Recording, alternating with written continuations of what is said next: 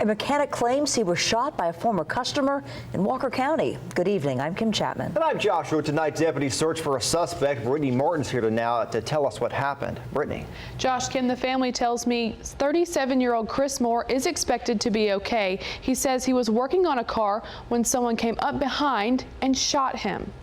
Crime scene tape and police cars surround a home on Summit Street in Walker County. Sheriff Steve Wilson says just after 3 Wednesday, a mechanic was shot while working behind his house. He was bent over, I guess, into the engine compartment of the car. Chris Moore was shot 3 times, according to his father. The shooter approached him from about 15 feet away, fired 2 shots into his back.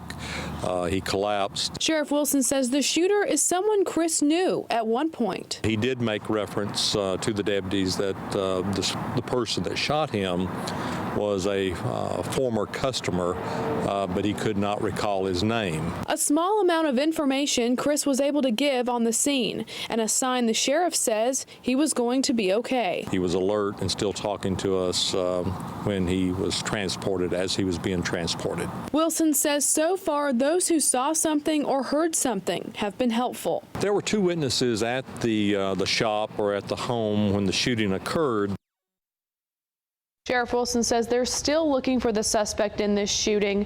They ask, he's described as a tall black man with dreadlocks. He was last seen wearing a gray hoodie. The suspect was driving a white Jeep Liberty. Wilson also alerted other police departments in our area to be on the lookout for him too. Josh. Brittany, thank you. Wilson says if you see anyone who matches that description, call the Walker County Sheriff's Department. You can also leave an anonymous tip on their website.